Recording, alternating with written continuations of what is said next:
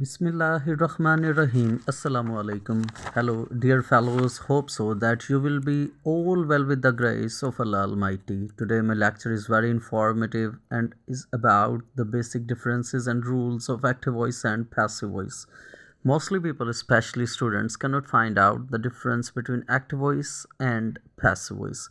But in my today's lecture, you will all easily understand the basics and differences of active voice and passive voice. So let's start from the very first point. In active voice, subject directly performs the action. For example, he writes a story. And in passive voice, subject indirectly receives the action, means subject does not perform the action or any task directly. For example, story is written by him. In the second point, in active voice, subject comes before the verb. For example, they play cricket.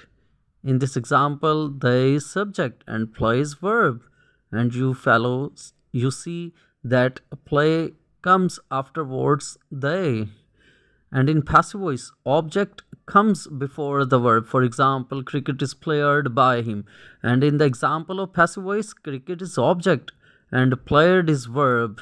And you see, cricket comes in the beginning of the sentence.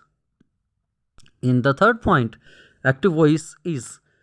In active voice, word order is straight, means the sentence starts from the subject and ends at object.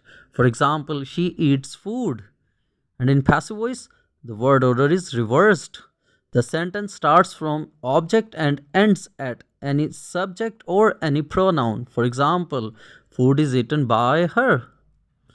In the fourth one, we generally have 12 active tenses. In active voices, we usually have 12 active tenses. But in passive voices, we generally have 8 passive voices. We cannot make the passive voices for the tenses. Number 1, present perfect continuous tense. Second, past perfect continuous tense. Third is future perfect continuous tense. And fourth is future continuous tense. We cannot make the passive voices for these tenses. And in the fifth one, in active voices, we use the main verb according to the tense which is given by the grammar. And in the passive voice, we always use third form of the verb given by the grammar.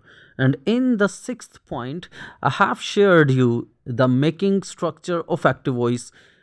While making the active voice or any sentence, we just write down the subject in the first, then the helping verb, then the main verb which is described or given by the grammar, and at the end we put a subject.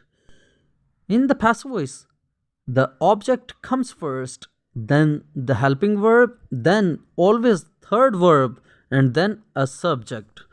Hopefully, you all will get benefit from this video. This video will help you a lot in understanding of active voices and passive voices.